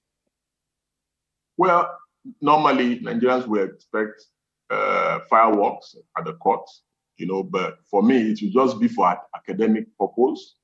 It will not be significant to alter the outcome of the recently declared results. You know, lawyers are going to make arguments and postulations, you know, and do their work and do their job, and just be good and just do what they are good at, you know. But I have not seen sufficient evidence to warrant a different outcome in the recently concluded elections. I know that aspirants who contested, candidates, who contested, we say, they have sufficient evidence to prove otherwise. But I really want to be pleasantly surprised at the tribunal. I'll try and attend some of the tribunal sittings just to learn if any new gray area of law will come to light. In my mind, I sincerely do not think that the outcome of the declared election will be different. It's unfortunate that the opposition played into the hands of the incumbent, and I see them doing it again in 2027, because the man who has now become president-elect is a more cunning, is a more strategic politician than the ordinary politicians that you find around. And he's going to continue to sow the seed of division among the political parties, especially the PDP and the Labour Party and others. They are making a big mistake by not coming together even after the elections. By now, they should have united, you know, and compare notes with their legal team, because what they will have done strategically, since they didn't agree to unite before the election, strategically they will have united during the election to say, please, let's mark state or region by region on how to gather evidence. So in case these people massively rig, you take the Northwest and the Northeast, we will take the Southeast and the South-South, and we massively gather evidence, you know, so that we can compare with our teams. You know, the agents of PDP in the Northwest and the Northeast, and maybe North Central, massively gather evidence, you know, and focus on those areas so that no evidence of rigging is lost in transition. Then LP will also do the same in the other three zones. And, you know, they can now have a consolidated case, a solid case, you know, because for now, I have spoken to many people in the legal teams across the board. Believe me, there's nothing tangible or significant that they can come up with, unfortunately. Let me also seek a clarification from the statement you just made earlier on, that the opposition parties are played into the hands of the ruling party. The opposition parties and their supporters are waiting passionately to prove a point that the results of the February 25 polls were tinkered with, as alleged before the Presidential Election Tribunal. Do they really have substantial evidence? And with their cases, does have merit? Alleging a thing is different from proving it. And he who alleges must be prove absolutely. How they intend to prove this in court of law, and how they intend to prove that even if there was any alteration of results, whether it is significant enough to warrant a different outcome, you know, it's completely left to the parties on the legal sides of the divide of the opposition. In my view, I think the opposition were putting the cart before the horse in this election, and they continue to do so after elections. I see the continuous attacks and insults by the opposition parties and the blame game. The time for campaign after election, it's majority of the things that they're doing is campaign after election, and they're crying unnecessary tears, you know, that would have been saved if they had united and teamed up. You know, they are still refusing to learn lessons from the outcome of the elections, and they continue to wallow in self-pity, you know, and sheer arrogance that will lead nowhere. For me, I think it is time for them to close ranks and for them to try to unite and come together. If not, it's going to be a very long 4 years for them. And even the next election is going to also be another strong mirage. We are going to hear the same noise and tears after the 2027 election, where they will also be crying that they want to go to court. And because the typical Tinubu that I know is going to make sure he maintains the division in the opposition. They will keep urging Peter on and the PDP guys on. You guys are the ones that are the real opposition. You're the one that won the election. He will find ways to divide them. He will, in fact, don't be surprised. He may even find new Peters, new Peter Obis to run election in 2027. And they will now run in different zones, like the way Peter is holding sway now in the Southeast. This guy is just a master at what he does when it comes to division. That's how he's been able to be in power for 20-something years in Lagos. He creates division in the PDP and the opposition in Lagos, and he's going to do the same at the federal level. And nobody changes the winning strategy. So understanding the person you are dealing with in politics is one of the basic ways of finding ways to defeat him. Thank you so much, Deji Adeyanju, for taking the time to speak with us today. We'll get back to you as events unfold. Sure, I'm available at any time. Thank you. God bless you. We'll be going back to our reporters who are cuts across the country. We have a reporter from Yola. Padio, what's the situation in Yola at this moment? Well, at this moment, like Deji Adeyanju earlier discussed, the politicians are finding ways to prevent vote buying. What we observe is some pages will stand a little bit overlooking the polling booth, and the other strategically positioned to monitor who is voting what, and after which you walk towards where you go and get paid. In the face of a cashless situation, what they do is they drop account numbers to the various agents of those political parties. This is the situation. There is a very stiff voter apathy at the moment compared to what last week. At the moment, it's almost over at the unit 012 where the former vice president voted. As I can see right now, there are many people more in the queue, just about 2 or 3, but they keep coming one after the other. The time for elections is not yet, so perhaps more people will come by, but at the moment, it's a clear case of voter apathy. That's serious. Padio, we'll get back to you. I also have Abdulwasi Olokoba. Hello, Wasi. Okay. Hello, good morning, Mr. Gomez. Olokoba, tell us what's the status of your... So, yes, so far so good. People have been coming out to vote, to cast their votes. But what I observed so far is there is apathy here also in Kwara State. The turnout has not been impressive, like what we witnessed during the presidential election. So, and during my discussion, my interaction with the voters, they let me realize that it was because of the late commencement of the voting process during the last time. So a lot of voters are still inside their room. They thought that the INEC officials won't arrive late. So surprisingly, the officials were at the polling units even before 9 o'clock, and the voting has started since then.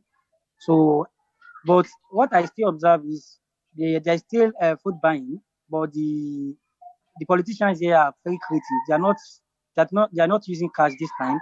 Like I was at the ward of the incumbent governor in Adewale in Ilorin West Local Government before.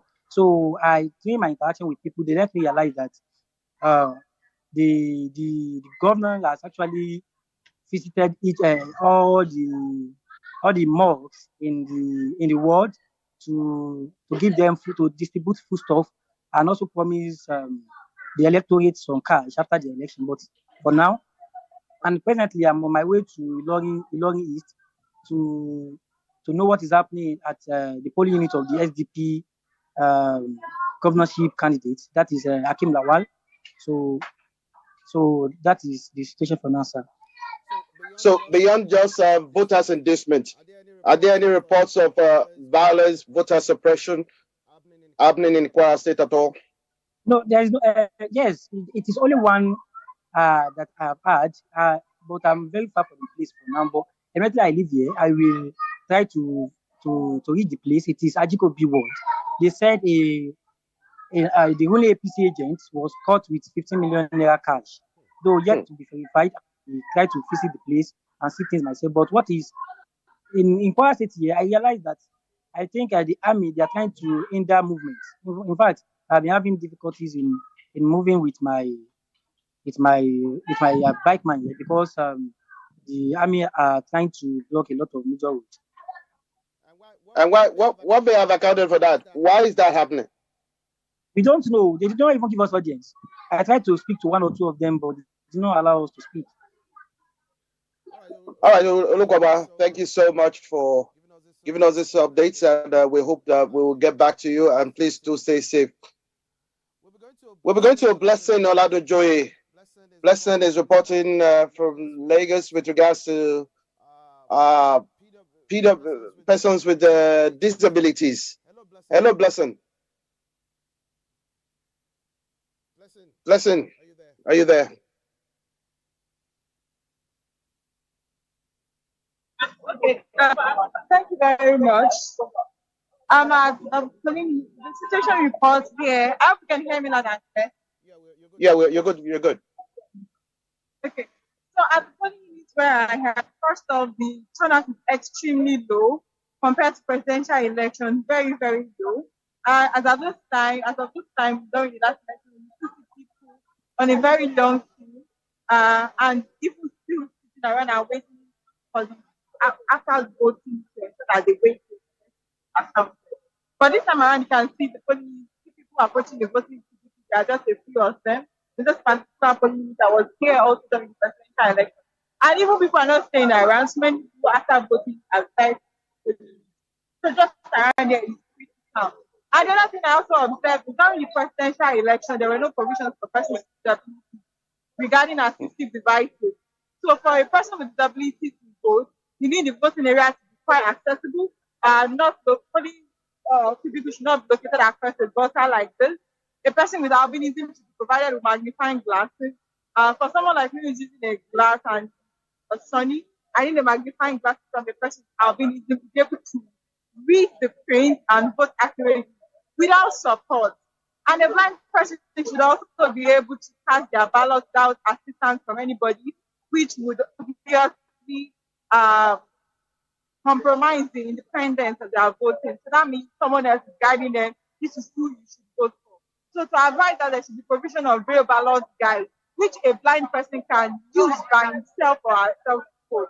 During the last presidential election, there was a blind man here in the polling unit who was supported by his wife to vote. There was also a person with albinism at the time who also didn't get magnifying glasses, who I aided myself to voting. All of those things should not be done. But this time around, there is a reading guide for deaf persons. So any deaf person who comes to this polling unit, you don't need to be told, because of course you can't hear whatever the electoral officers are saying. So with the reading guide, you'll have an understanding of what's going on and you can proceed for accreditation. There is no magnifying glasses for persons with albinism yet, but then there's a form that persons with disabilities should fill, and that is available right now, which was not available as of the last time. And the other thing also is priority voting. At the last time, because people were really much out there to vote, so priority voting was really conflicting. Elderly, pregnant women, persons with disabilities, was an issue of conflict, who should be prioritized first. But this time around, the turnout is even very low. It's only the person with albinism that came out. The blind man didn't come out. And of course, so many people didn't come out at this particular point in time. And when I spoke with one of the voters there, he said people came out at the time for presidential election like this was a vendetta. We just want to come out. But this time around, they feel like, oh, we already know who's going to win. Why can't we just stay indoors? And we also understand the fact that in different parts of Lagos, there have been threats, issues to people all around. Just stay safe and not go.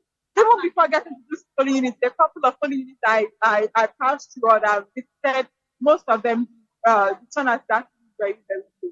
And there are still some places under Ikeja local government where, as of the time I passed, there are around 10 there were no INEC officials, no election materials in those polling units. And I really hope election has started in those locations. Blessing, thank you for this exhaustive report. I guess you say have other information you'd like to pass across to us. Yes, if you like to speak with any voter around here, it will be on the spot. That'll be great. That'll be great. Let's get the response from the electorates themselves. Okay, perfect. A moment, please. Please take care.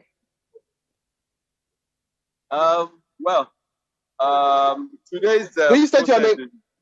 Please state your name.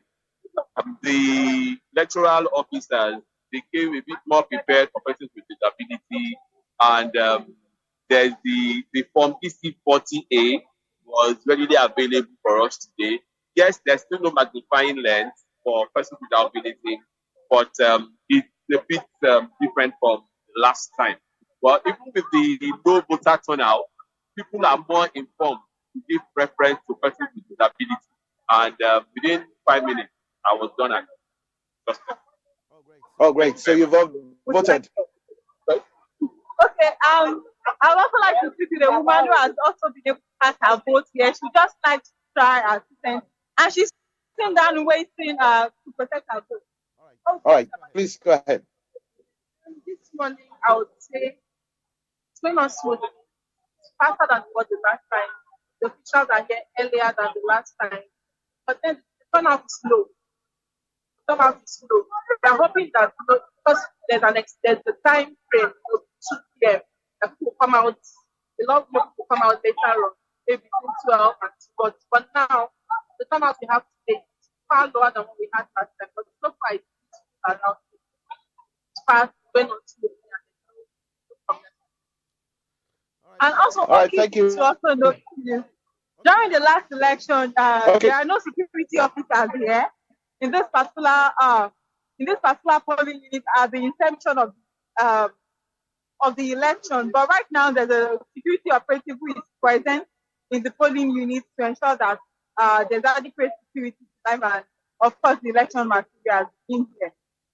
Just trying, although the security officer is seen seated, but it means that the situation is calm around here and everything is going on smoothly. Thank you so much, Blessing, for your report. We'll get back to you. Sahara TV will be going on a short break at this time, and live coverage of the election continues right after this. Please stay tuned.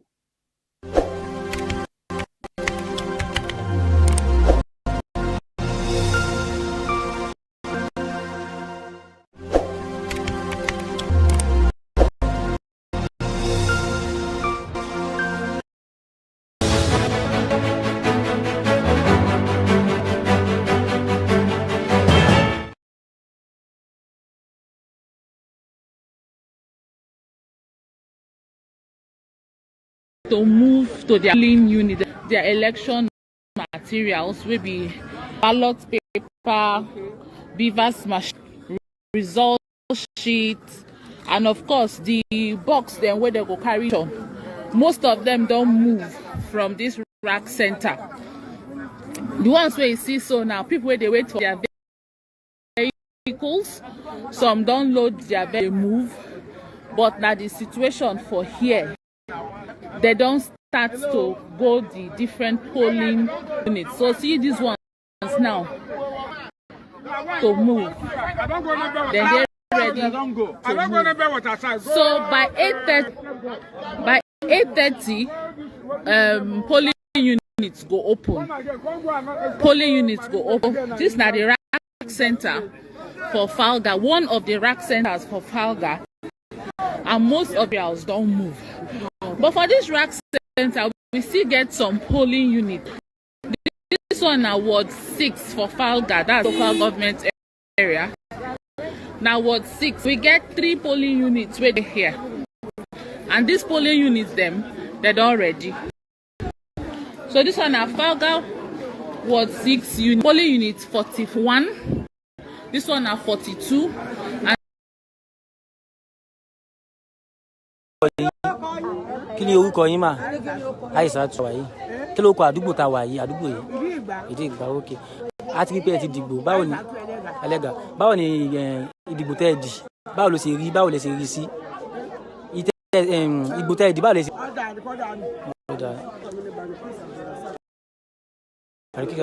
Ok, ìgbò wo la wà yìí? O 22. Mo rí pé ṣe ìdìbò tán ni. Kí lẹ rí sí process ìgbò yẹn? Ok.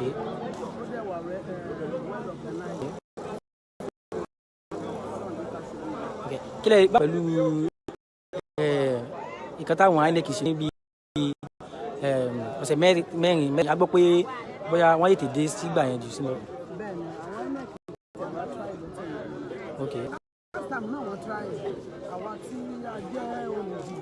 Ok. Ok. Ok, bá INEC ni bí aago mélòó nù? Ok. Ok. Ok. Ok. Process ìsìn báyìí ṣe pẹ̀lú tòní àti ti the last one. Ok. Ok, thank you. Láìní ìsìnkú ọ̀nà ìdíyìn adúpẹ́ fún ọlọ́run ọba. A wà ní òkè àgbègbè open space ó ní Adéwọlé ward níbi tí a ti convene election wa tí àwọn èèyàn sì lọ rẹ̀. Àmọ́ ń pátá rí ní àwọn tó jẹ́ INEC officer wa wọ́n yàtọ̀ sí àwọn tí pẹ́ẹ́dẹ́jọ́ ni wọ́n tètè dé ní òní tí gbòòsì tó ń lọ wẹ́rẹ́ tẹ́ bá rí ní ìṣẹ́ àwọn èèyàn tí ń dìbò ìwúdó níyàn apẹ̀sì election amẹ́lẹ́yìn ọlọ́run ò ní pé jàǹdùkú wà kò sì sí wàhálà this ń lọ peacefully ní ọ̀wọ́. And then they ready to move carry their election materials wey be ballot paper, beavers machine, result sheet, and of the box then where they go carry do the election. Most of them don't move from this. The ones where you see so where they wait for their vehicles, some don't load their vehicles and then they move. But now the situation for here, they don't start to go the different polling.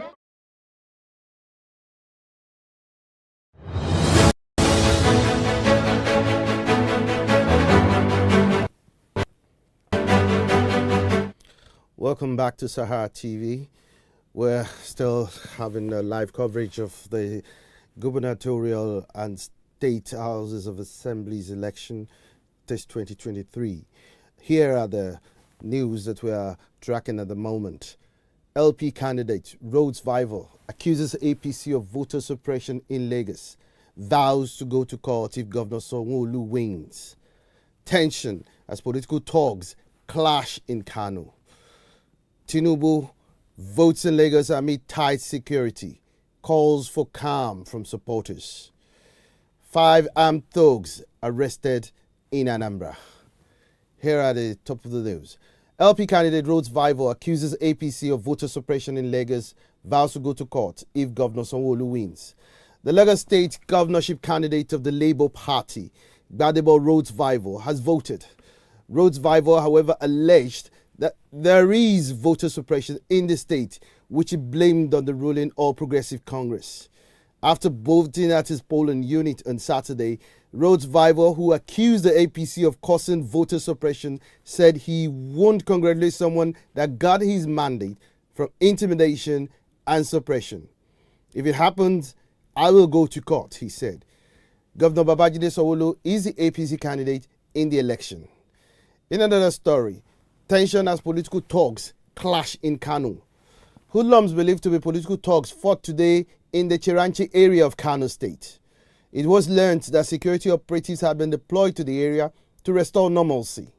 It is not clear if anyone has been killed or injured in the ensuing crisis. The Kano State governorship and House of Assembly elections are expected to be tensed. Tinubu votes in Lagos amid tight security, calls for calm from supporters.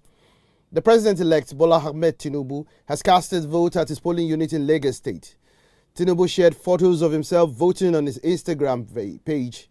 He wrote, "I just joined other Nigerians in exercising my civic duty in the ongoing governorship and state assembly elections. I encourage you all to go out and vote peacefully. However, the polling unit was manned by security officials. Personnel of the Department of State Services, Nigerian Police Force, and Civil Defense were seen at the unit to ensure adequate security. The Commissioner of Police in Lagos State, Idowu Onwonhua, also visited the polling unit for inspection around 8:19 a.m. 5 armed thugs arrested in Anambra. There are 5 armed thugs that have been arrested in Ihala, Anambra State, while 5 automatic pump action guns were recovered from them. This was disclosed by the spokesperson of the State Police Commander, Ikenga Tochukwu, on Saturday. These are the stories that we're tracking at the moment. We'll continue to give you updates as events unfold today. We have one of our reporters, citizen reporters online, Abdul Latif from Jos. Hello, Abdul Latif. It's good to have you.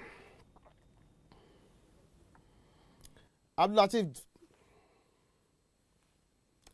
Hello, Abdul Latif. Hello, Abdul Latif. We're trying to get a reporter. Abdul Latif, are you there? Yes, thank you very much. Could you give us the situation report in Kano? Good morning, everyone. The situation in Kano is a bit normal, because why I say it's a bit normal is the fact that we have the election started early in the morning. At about 8:30, most of the polling units started accreditation and voting, although that is in the major town. But in the rural areas, as I speak with you right now, there are some areas that are even yet to access their electoral materials. And you know, Kano, it's like 4 major political parties that are participating in Kano, so to say, because there are about 15 political parties, but there are 4 major ones. But it's like a 2-horse race.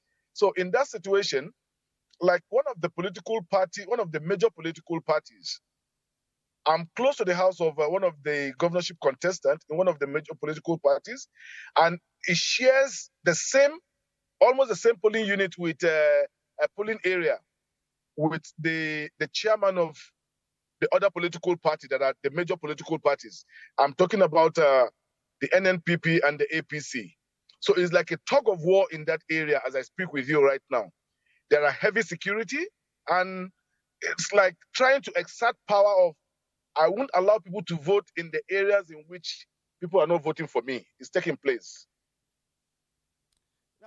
Now, we've had cases of tension.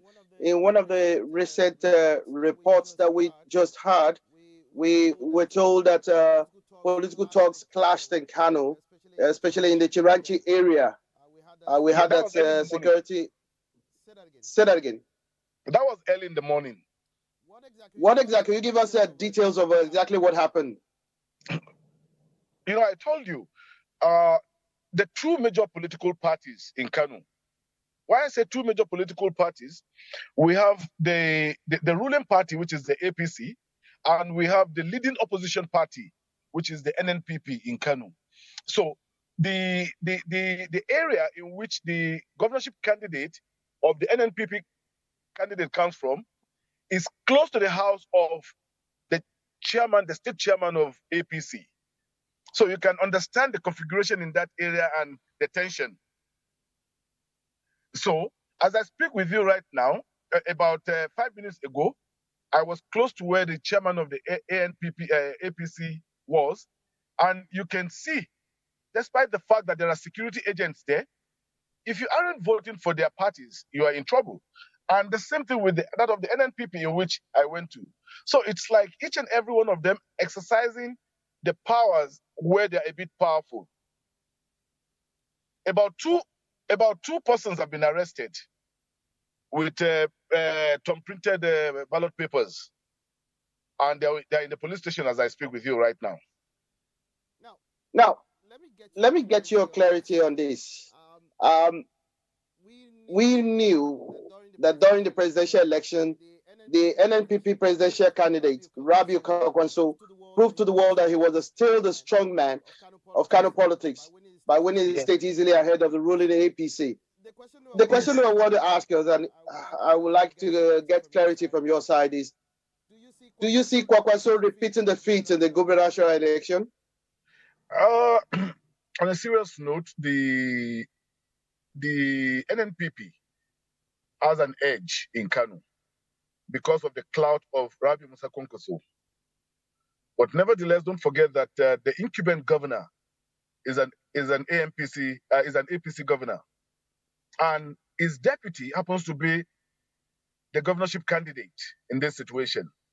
So, in trying to slug it out to prove to the world that Kwankwaso is in control, the NNPP has been doing everything humanly possible to ensure that they are able to assert their power. Going with the fact that in 2019, the NNPP was ahead before the inconclusive election came in. I hope you're still very fresh with that. Yeah. So in that situation, right now, as I speak with you, initially, it was like, you can say almost about 7-3, 8-2, with the NNPP having an upper hand. But as I speak with you now, the APC candidate was also able to speak to what the Kano people want. You see, election in Kano goes beyond party politics. Election in Kano goes with even the candidate at the same time. So, but as I speak with you right now, the chances between the two political parties is almost about 6-4 now. It's about 6-4 now. But you see, even in cases whereby they mostly have this election rigging, violence, and what have you, they are not even mostly in the town. They are mostly at the rural areas, because the huge vote comes from the rural areas, not even from the main town. Because from the main town, like each and every one understands the nitty-gritty of it. You know, just like I told you from the beginning, I'm very close to the Emir's Palace right now. I'm in front of the Emir's Palace. Okay. The Emir's Palace is just a stone throw to the house of the APC chairman, Abdullah Abbas. And it's just a stone throw to the house of the gubernatorial candidate of the NNPP. That is Abba Kabiru Yusuf. So it was in that area, that Chirenchi area, that there was that skirmishes this morning. Okay. That is the political thoughts of the two major political parties. You know, I just mentioned in the course of the discussion now that 2 persons have been arrested within this vicinity with thumb-printed ballot papers, and they're with the police. And it will surprise you that it cut across the political parties. So you can understand the tension and the force to assert authority. So, but it's because, okay, like we went to where the APC governorship candidate, that is Nasru Yusuf Gawuna, voted this morning at Gamma Ward in Nasarawa local government. It was peaceful because that is his domain. But in the Kano municipal area, you see, because this Chirenchi that we're talking about is sandwiched between Kano municipal and Gwale local government area. And the 2 gladiators are from that area. What do I mean by the 2 gladiators? The NNPP governorship candidate and the chairman of the APC. Each and everyone wants to ensure that they don't lose their polling units. I hope you can get us. I got that. Let me also ask you. I mean, away from the candidates, president, gubernatorial candidates, we're looking at also INEC's the status of the beavers being used by INEC. Of course, INEC had reconfigured its substantial number of bimodal voter accreditation systems ahead of this election. What's the status of the beavers in Kano State? Yes, the beavers are working. The beavers are working. And you know that in election management, election management cut across the INEC, the security agents, the political parties, the electorates. So in this situation now, in fairness, the beavers are working because I've been to about almost about 10 areas this morning to look at what the situation is. Because right now we have some of our reporters that are on the field also that we've been communicating. The beavers are working. Although there was this logistic problem with INEC in most of the rural areas. Because I just spoke to one of our reporters that is in Cabo local government area, Cabo Guarzo Rimingado. He said even as of 10:30, they were yet to see some INEC staff in some areas.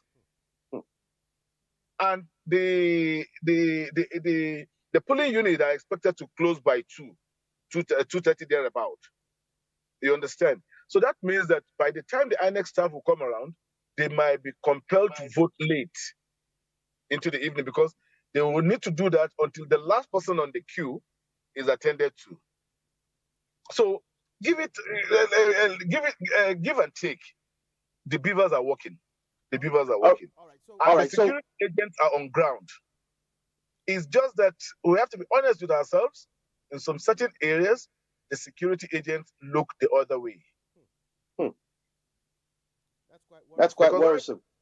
When I said the security agent look the other way, take for instance, where I told you that the two gladiators, the security agents are aware where they were telling people that if you're not voting for this also particular party, don't come here.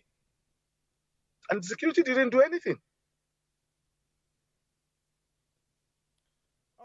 All right, Abdulatif, yes. What you've analyzed so far is that apart from the administrative and technological shortcomings, which has been addressed, INEC hasn't gotten the right with regards to the logistical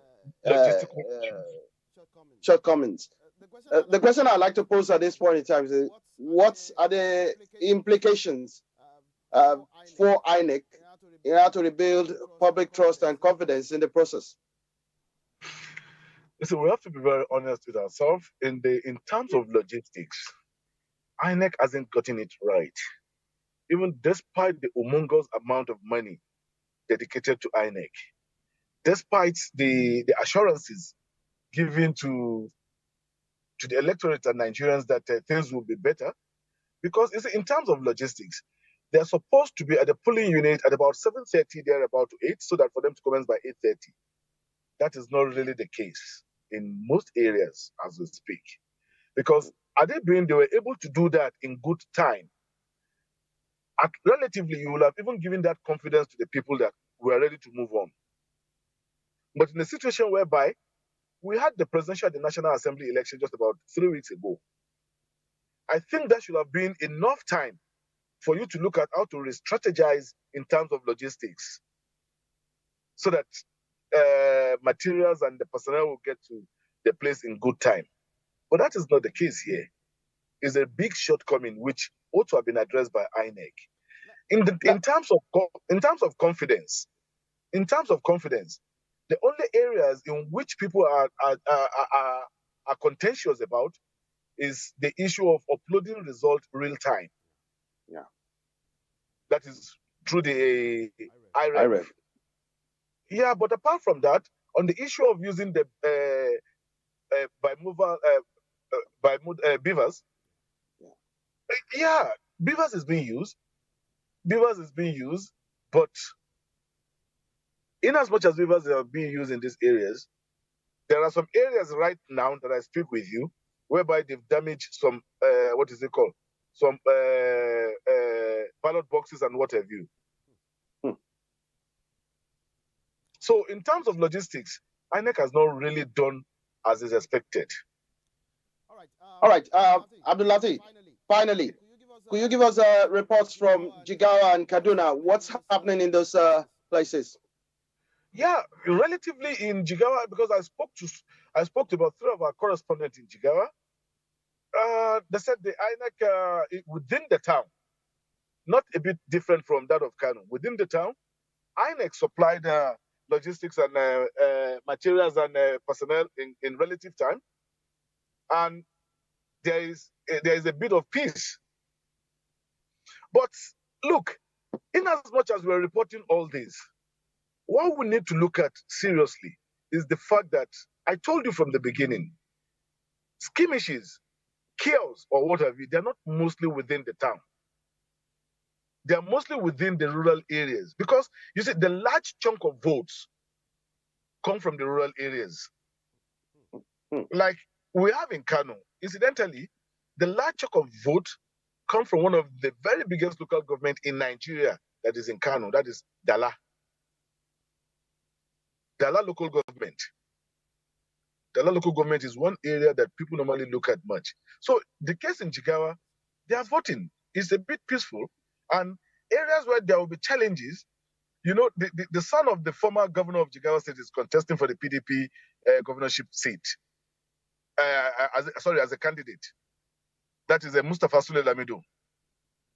And the deputy governor, the incumbent deputy governor, is contesting, Namadi, is contesting for the governorship seat under the APC. So when you talk about areas